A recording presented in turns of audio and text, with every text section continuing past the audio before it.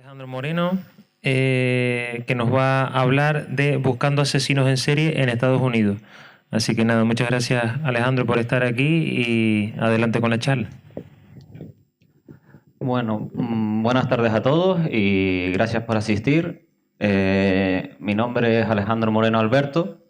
Empecé programando Python para automatización de tareas en temas de ciberseguridad, pero bueno, empezando a tocar Python me empezó a entrar la curiosidad y terminé como full stack, y en el último año pues me he ido ya migrando al mundo de la ciencia de datos, y es lo que actualmente la función que desempeño en mi empresa. Por aquí debajo les dejo mi usuario de LinkedIn, por si alguien quiere ver el perfil, y de ahí pueden acceder también al GitHub y a Twitter. Análisis de datos. El análisis de datos consiste en transformar, observar los datos y sacar conclusiones a partir de ellos. A mí personalmente esto me gusta y me encanta por el hecho de que te basas en cosas reales, no estamos ni sacando suposiciones ni nada. Las oportunidades que te da esto es desde el ejemplo que vamos a hacer aquí, buscando patrones de similitud entre casos de homicidios en los Estados Unidos, o por ejemplo para una empresa en el ámbito laboral, ver el perfil que más rendimiento le ha dado a lo largo de su historia y poder aplicar ese perfil a la hora de buscar nuevos empleados. El análisis de datos, para hacer un análisis de datos, se suele basar en hacer 5 pasos. Son 5 pasos básicos. El primero de ellos consiste en identificar el problema al que quieres buscar una respuesta.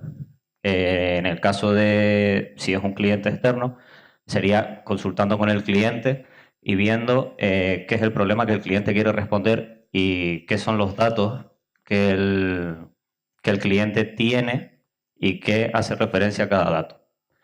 Una vez que se ha identificado el problema, empezamos con la exploración de los datos. La exploración de los datos es tener una primera toma de contacto con estos datos, ver qué tipo de columnas tenemos, si son textos, si son números, y sobre todo hacer una primera aproximación para ver si esos datos contienen errores. A la hora de hacer un análisis de datos erróneos te llevan a conclusiones que son equívocas y al final no sacas nada beneficioso para el fin que quieres resolver. Tras tener un análisis de estos datos, empezamos con lo que se llama la limpieza de datos, que consiste en transformar esos datos y adecuarlos a las necesidades que tú tienes para resolver ese problema. Esta parte es muy importante también por el hecho de que si tus datos no están bien transformados y no los tratas como los deberías tratar, vuelven a dar resultados equívocos al final. Tras transformar los datos, llega la parte de analizar esos datos. Se hace un análisis, se puede hacer tanto sacando gráficas, comparando distintas columnas de datos, y a partir de eso podemos sacar una serie de conclusiones. Como puede ser que una persona a mayor edad pues rinde más rápido a la hora de entrar en un puesto de trabajo, o distintas cosas. Y ya por último es saber compartir esas conclusiones a las que se han llegado. Saber compartir por el hecho de que a la hora de transmitirlo nosotros solemos utilizar un lenguaje bastante técnico, y las personas que no están muy dentro de este mundo, tanto de la informática como de la ciencia de datos, muchos de los términos que nosotros utilizamos no los van a entender. Entonces, lo suyo es saber compartir estas conclusiones. Bueno, vamos a empezar con lo primero, que es el problema que queremos resolver. En este caso, ¿a alguien de aquí le gustan las series policíacas, tipo CSI, Castle, todo? ¿Quién de aquí ha visto Castle? ¿Todos conocen al 3XA? Bueno, 3XA, para el que no lo conozca, es un asesino en serie que sale en esa serie y bueno, tiene unos patrones muy específicos. Todos los asesinos en series en el mundo cumplen una serie de patrones y siempre siguen un modus operandi muy similar. Entonces, el problema que queremos resolver nosotros, hoy mismo con los datos que tenemos acerca de los casos de homicidio en Estados Unidos, es precisamente ese. Podemos encontrar algunos casos que puedan ser relacionados con algún modus operandi de algún asesino en serie.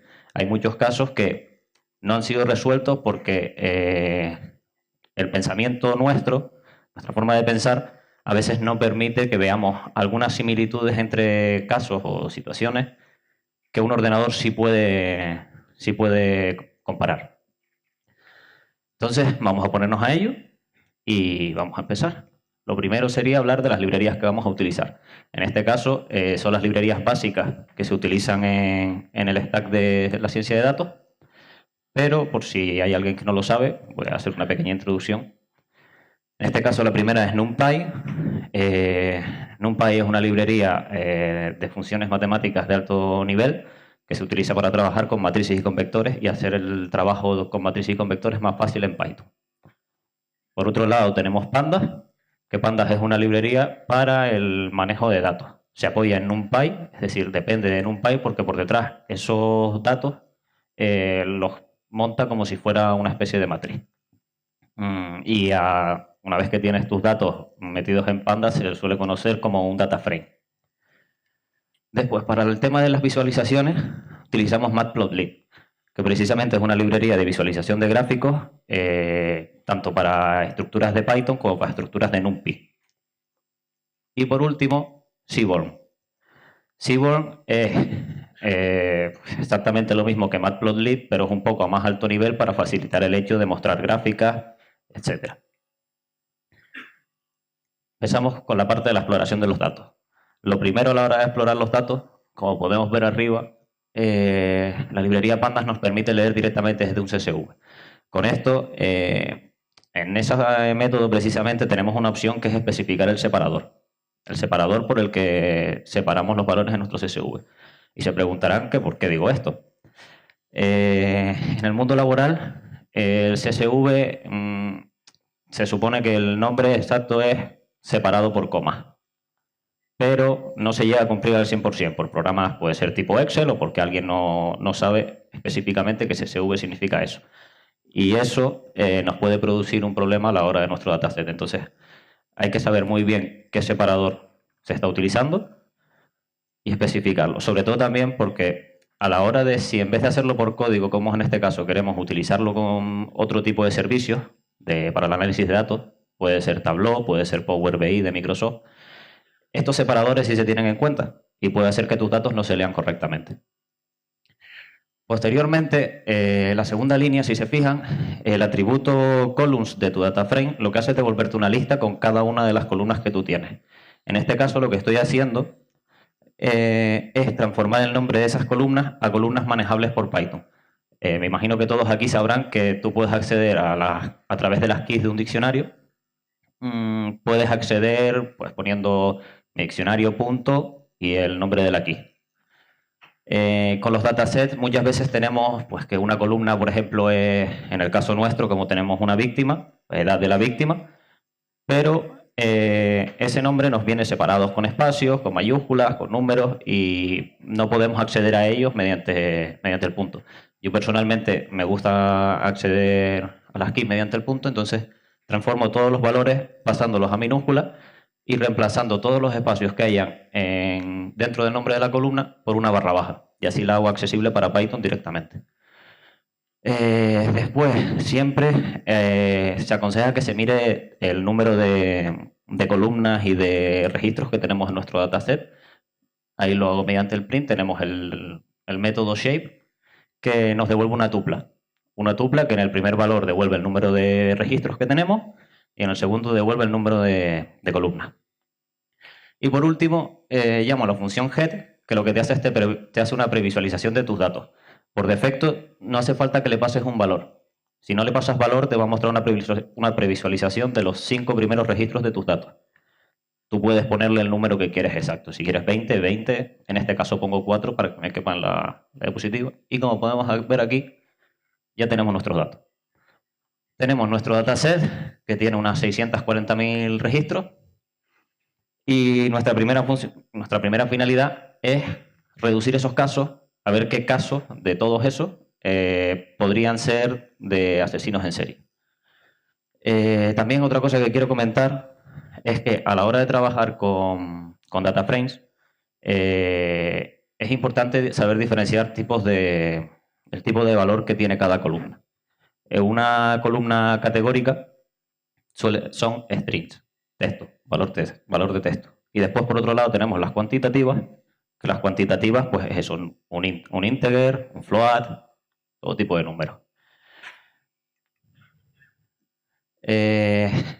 NumPy nos ofrece la posibilidad de sacar de una columna todos los valores únicos, los valores únicos que existen en esa columna. Entonces, en la primera parte de exploración de datos, aquí lo voy a mostrar solo con la columna de la edad de la víctima, y se suele hacer este primer paso para comprobar que tu columna no contiene valores erróneos.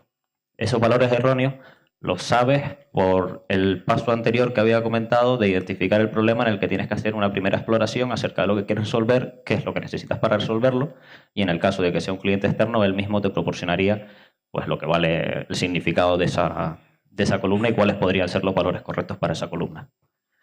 En nuestro caso, como podemos ver, en este dataset precisamente tenemos un error en el registro, que si se fijan abajo, la edad de la víctima, tenemos una persona que tiene 998 años. Es un poco raro, a lo mejor se da el caso, no lo sé. Pero bueno, como todavía no conozco a nadie que llegue a 998 años, decido cargarme ese registro, porque es un registro inválido que nos va a dar conclusiones erróneas. Ese va a ser en el siguiente paso.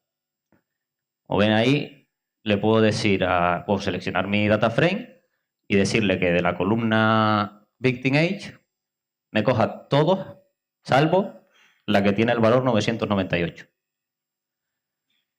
Y con Seaborn voy a mostrar a continuación una gráfica en la que muestro la densidad de esos valores en base a los datos que tenemos nosotros, es decir, la cantidad de veces que se repite un valor en nuestra columna. Lo podemos ver aquí. Y como podemos observar, bueno, se ve que hay un pico pues, en los primeros 10 años de nacimiento. Es más habitual que la gente muera pues, de 0 a 10 años. Después desciende y entre los 20 y los 60 más o menos sube y vuelve a bajar. Y ya llegados a los 60 desciende. Pero podemos ver que aquí al final hay otro pico. Un pico que se encuentra en 99 años. Este pico seguramente, a mi forma de verlo cuando estaba analizando el dataset, es porque seguramente no se tenía o datos sobre la edad exacta de la víctima, o porque se equivocaron al meter el registro de los datos, o por otras razones que desconozco. Entonces, como no me va a aportar valor, porque puede que sean datos erróneos, también decido eliminarlos de mi dataset. Para ello vuelvo a utilizar el mismo método y me cargo todos los de 99 años. Bueno, este proceso que hice no lo voy a... ya dije antes que la función unique... Primero vamos a transformar los datos de la edad a datos que nos interesen. ¿Por qué? Porque un valor numérico como edad a la hora de buscar patrones de asesinos en serie no nos da un valor real. Me explico. La personalidad de un asesino en serie, el modus operandi, no se basa en yo voy a actuar y cometer crímenes sobre personas de 23 años. No, ni sobre personas de 25 años. Siempre hay un rango. Siempre tienen un rango de edad sobre el que establecen pues, sus víctimas. Entonces, ese rango de edad es un poco aleatorio. Puede ser de 20 a 30 años, de 20 a 60, de distintos tipos. Entonces, para simplificarlo, yo simplemente cogí 3 rangos. Uno es siendo menor de edad, menor de 18 años. Otro es siendo mayor de 60 años. Y cuando es una persona normal de entre 18 y 60 años, una persona adulta. Gracias al método apply, que nos proporciona Pandas, puedes hacer transformaciones sobre toda la columna de tus datos. Entonces, aplicándole la función que me creé, donde compruebo el valor de X, que X haría referencia al valor que tiene cada registro en esa columna, le voy cambiando el valor de X y en vez de mostrar un número, pues decido mostrar child, old o adult. Y esto lo podemos ver a continuación, que hemos visto que nuestra columna victim age la hemos transformado y ahora sí tiene los rangos que necesitamos en nuestro caso para poder valorar esto. Ahora pasamos al tema de las relaciones. Repito lo mismo. Al ser asesinos en serie, lo que estamos intentando relacionar, los asesinos en serie normalmente o cometen sus crímenes porque en la infancia han recibido ciertos tipos de abuso, cualquier tipo de abuso, y normalmente suelen ser de personas muy cercanas a ellos, familiares, padres, puede ser cualquier persona. Entonces, esta relación lo que hace es que no cometan sus crímenes contra familiares cercanos, sino que lo cometan con gente o que no conocen, o gente del entorno, un vecino, o alguien con el que no tienen mucha relación y no tienen una relación cercana. Entonces, en nuestro dataset podemos ver que tenemos un montón de tipos de relación. En este caso, lo que hice fue buscar todos los que tienen una relación bastante cercana, como puede ser boyfriend, de novio, hija, padre, familia, exmujer, esos tipos, y los quito de mi dataset, porque realmente no me interesa, porque un asesino en serie no va a matar a un familiar. Son casos muy aislados, o creo que personalmente no conozco ninguno que haya cometido sus crímenes contra familiares. Y vuelvo a repetir el mismo paso. En este paso, en el anterior lo que hacía era que me cogía con todas las que eran desiguales a 998 años, como vimos, o 99. En este caso, lo que busco es que me devuelva los registros que yo tengo, que el campo relación sea igual a extraño, desconocido, conocido o vecino. Y con esto también conseguimos reducir bastante el tamaño de nuestros casos, a analizar. Como podemos ver, pues tampoco ha bajado mucho. Se ve que crímenes entre familiares no se suelen cometer demasiado y es algo extraño. Pero bueno, podemos ver que tenemos acerca de unos 250.000 que se desconoce la relación que tenían. Y algo que me sorprendió a mí es que tenemos muy poca cantidad de crímenes cometidos sobre vecinos, que normalmente las disputas vecinales suelen dar bastante de sí. Bueno, y ahora, como estos pasos de estar tratando los datos y modificarlos son bastante repetitivos, decidí unir los siguientes pasos solo en esta diapositiva. Entonces, voy a seguir explicando. Tenemos una columna en nuestro dataset que es tipo de crimen. El tipo de crimen, un asesino no va a cometer un crimen porque sea sin querer. Nunca va a ser sin querer, siempre va a ser queriendo. Por lo tanto, podemos descartar todos los que sean cometidos por negligencia o homicidios involuntarios. En segundo lugar, ocurre lo mismo con la raza, el color de piel y el sexo de la víctima. En este caso, nuestro dataset, por ejemplo, no nos proporciona rasgos como el color de pelo, si la persona es flaca o unos rasgos más físicos. Eso también influye, pero como no lo tenemos, no podemos analizarlo. Entonces, simplemente he descartado los registros en los que la raza sea desconocida, porque sin raza no puedo valorar si cumple los patrones de un asesino en serie. El color de piel y el sexo sea desconocido. A mí me interesa que esos campos estén bien definidos para poder buscar similitudes entre ellos. Y por último, el campo del arma con el que se cometió el crimen. ¿Por qué? Porque los asesinos en serie, al planear un asesinato, se divide en varias fases. Entonces, es un proceso largo. No es que un asesino en serie diga, hoy quiero matar y mato hoy. No. Tarda un tiempo que se puede alargar desde semanas a meses en preparar su homicidio. Por tanto, lo más habitual es que tenga una forma de prepararlo, que ya puede ser pues estrangulando o con un cuchillo o lo que sea. Y normalmente siempre lo suele repetir en todos sus casos. Si le salió bien la primera vez, ¿por qué no me va a salir la segunda, no? Entonces, como podemos comprobar, bueno, ya lo hemos quitado y ahora solo tenemos pues los que son asesinatos voluntarios y lo que hemos ido descartando ahí. Por último, una vez que ya tienes unas columnas más o menos adaptadas a tus necesidades, pasamos a la parte de valorar los datos. El método drop, que se puede aplicar a cualquier data frame, lo que hace es que te puedes cargar cualquier columna de tu data frame. Lógicamente, a la hora de tú evaluar los datos, siempre vas a tener muchos datos y muchos de ellos pueden ser totalmente inútiles porque no te ayudan a nada de tu análisis. O si, por ejemplo, alguien quiere, después de hacer un análisis de datos, aplicarle un modelo predictivo con Machine Learning, hay datos que no te aportan ningún tipo de valor y que pueden llevar a resultados equívocos. Entonces, yo analizando mi dataset vi que, por ejemplo, el código de la agencia me es independiente. Un asesino en serie va a actuar independientemente de la agencia en la que se investigue. El tipo de crimen también lo quité, aunque anteriormente lo he modificado, porque ahora mismo todos los crímenes tienen el mismo valor. Solo son los que han sido asesinatos cometidos voluntariamente.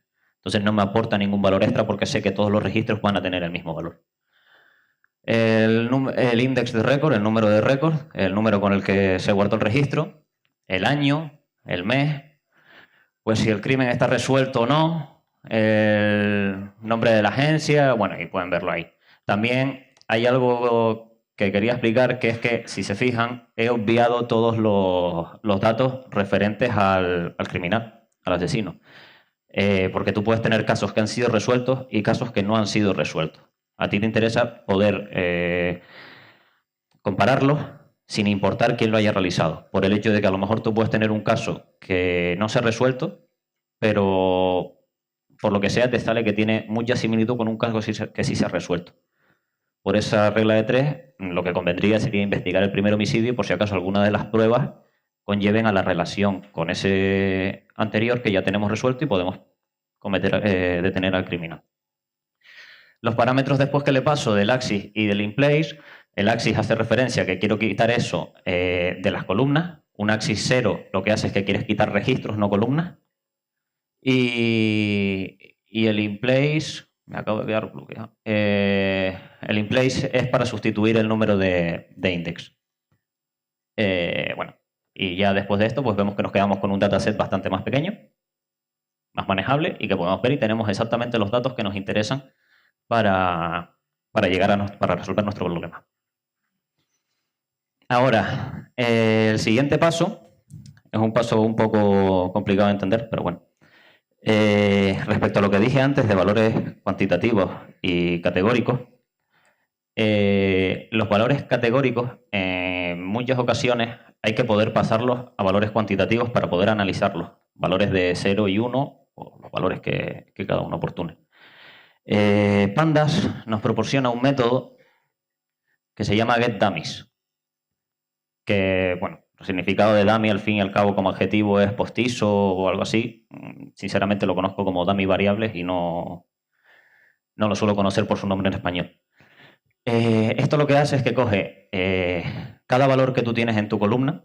Nosotros tenemos la columna ciudad y podemos tener muchas ciudades, ¿vale? Pues coge todos los distintos valores que tiene una columna y te crea el mismo número de columnas por cada valor. Es decir, tenemos 10 tipos distintos de ciudades, o 2. Vamos a poner el ejemplo con Las Palmas y con Santa Cruz. Tenemos 2 tipos de ciudades en nuestra columna ciudad. Al aplicarle el getDummies, eso lo que haría es sacarnos 2 columnas nuevas y quitar la columna ciudad. Cada columna se llamaría ciudad y el nombre de la ciudad. Y lo que iría dentro de esa columna serían ceros y unos. 0 si el registro se cometió en esa ciudad, o 1 si el registro, el asesino, el crimen se cometió en esa ciudad. Y aquí lo podemos ver. Como vemos, tuve que cortar las columnas porque de 8 columnas que teníamos, con todas las distintas variaciones que puede tener de ciudad, de estado, etcétera, y más en Estados Unidos, se me quedó en, bueno, lo vemos abajo, 1569 columnas, que es bastante. Y ahora ya pasamos a lo importante, que es a analizar esos datos y cómo analizarlos. Para ello yo utilicé lo que se llama la similitud coseno, que lo que hace es un método que identifica similitudes entre 2 vectores. Como podemos ver aquí, lo primero que quería explicar es que arriba, si se fijan, mi data frame, a mi variable df, le estoy haciendo un head para que me coja solo los 10.000 primeros registros. ¿Por qué hago esto? Porque, no sé si todos lo sabrán, pero para la ciencia de datos se necesitan muchos recursos de ordenador, de VRAM, de procesador, y un ordenador convencional no es capaz de trabajar con 200.000 registros que tenemos y 1.000 y pico columnas. Ni un ordenador convencional, ni el servicio de Google, ni Kaggle, ni otros servicios que hay disponibles son capaces de manejar esto. Lo más que... Entonces lo reduje para que no se quedara bloqueado, lógicamente. Y posteriormente, ayudándome de la función dot dentro de mi df, que lo que hace es multiplicar data frames.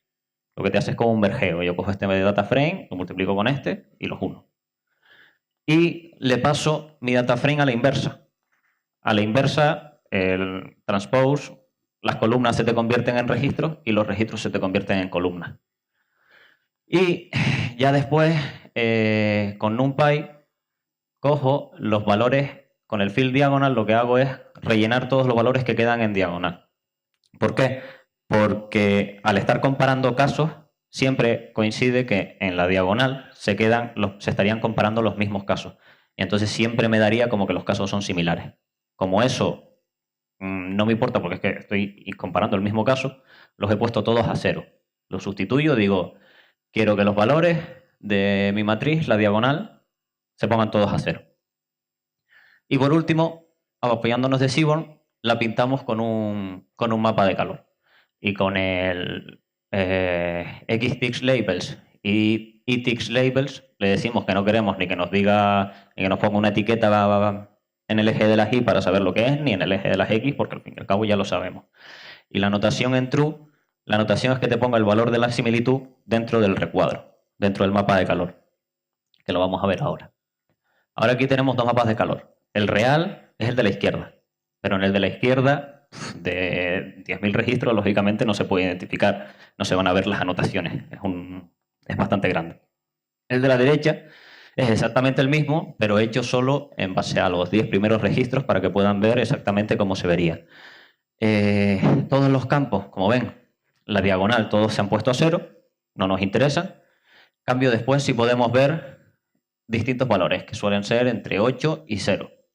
¿Estos valores a qué hacen referencia? Hacen referencia a lo que vimos anteriormente, antes de pasar nuestras variables categóricas con el getDummy a números, teníamos 8 columnas.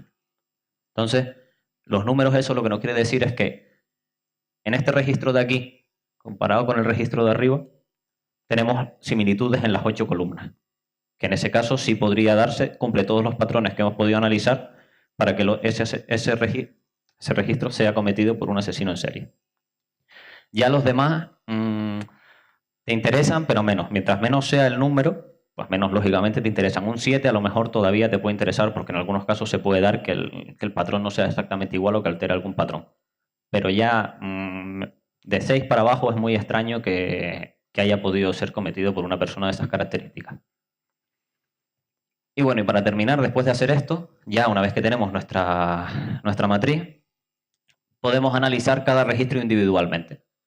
En este caso, empiezo mirando el registro, en este caso cogí el 55, y en la primera gráfica podemos ver pues, el número de casos que tienen ese nivel de similitud. Pues, como vemos, casi todos los casos tienen 4 de las 8 columnas tenían similitudes, y en el 8, que es el que nos interesa, no tenemos valores porque hay muy pocas coincidencias. Como podemos ver a la derecha, gracias a la función valueCounts, que lo que hace es lo mismo que hacía la función de NumPy unique, te devuelve los valores únicos, pero en este caso te devuelve el contador, cuántas veces se repite ese valor dentro de nuestra columna.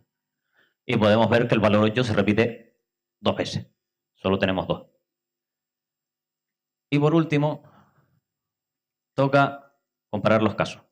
Estos dos son los casos que veíamos anteriormente que tenían relación, y como podemos observar, lo primero se cometieron en el mismo, en la misma ciudad, mismo año, con una fecha aproximadamente similar. Digo aproximadamente porque, como ya les dije antes, todo el proceso para preparar un crimen de este tipo de criminales lleva un tiempo.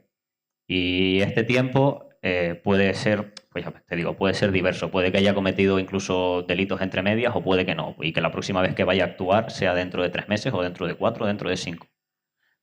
Lo siguiente que vemos que tiene coincidencia, pues es el sexo, la edad y la raza. Y sí. Lo de la edad, aunque hay bastante diferencia de 40 a 60, es porque nosotros lo agrupamos en tres rangos. Si nosotros podríamos haber reducido el rango S si creemos que que eso debería hacerlo ya un especialista en esto, un investigador, que sepa exactamente los rangos en los que un asesino en serie suele trabajar.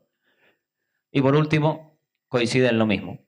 Y también si nos fijamos en el que cometió el crimen, pues vemos que en este caso no ha sido descubierto, por lo tanto, si no tenemos un caso ya resuelto con el que podemos compararlo, por mucho que sepamos que se cumplen los patrones y que puede ser un asesino en serie, no nos da valor ninguno porque no podemos, seguimos sin saber quién es. Lo único que sabemos es que sí están relacionados y a lo mejor se puede abrir otra vía de investigación trabajando ya con que los dos casos son relacionados y a partir de ahí descartarlo o seguir. Y bueno, las conclusiones a las que llegamos.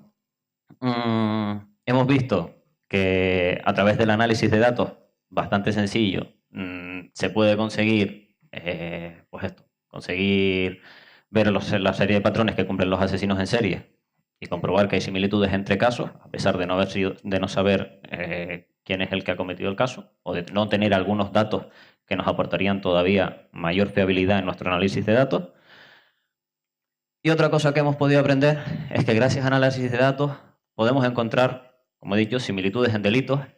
Podemos analizar tipos de consumidores, tanto para una compañía, pues no sé, telefónica, una compañía eléctrica, para saber hacia qué tipo de consumidores tengo que orientar mi estrategia de marketing o lo que sea. Y, como dije al principio, los perfiles profesionales. Aparte de un largo etcétera, porque actualmente se puede utilizar para cualquier campo y la mayoría hay un gran número de datasets públicos que se puede analizar y del que se puede sacar conclusiones. Y bueno, con esto muchas gracias por su atención y espero que les haya gustado y si tienen alguna pregunta.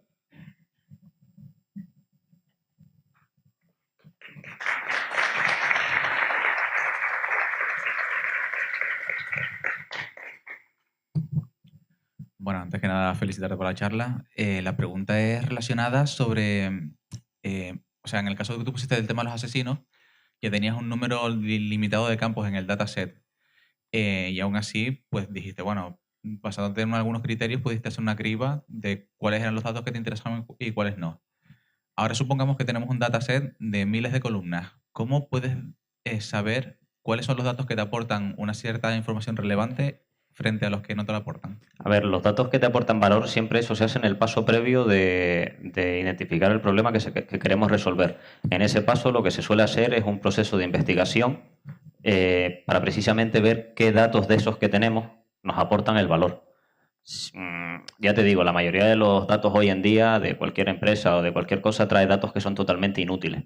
Entonces depende de ti, de tu perspectiva y de cómo tú quieras enfocar el problema y cómo te lo plantees, el elegir las opciones para descartar de tu dataset y reducir las opciones. En mi caso se puede ver, por ejemplo, el caso de la edad. Eso fue totalmente sacado a mi razonamiento. Otra persona puede decir, pues mi rango de edad es otro porque yo lo planteo de esta manera. Entonces también esto se basa un poco en el razonamiento de la persona que investiga el problema y que intenta averiguar cómo poder resolver ese problema. Si alguien tiene alguna más.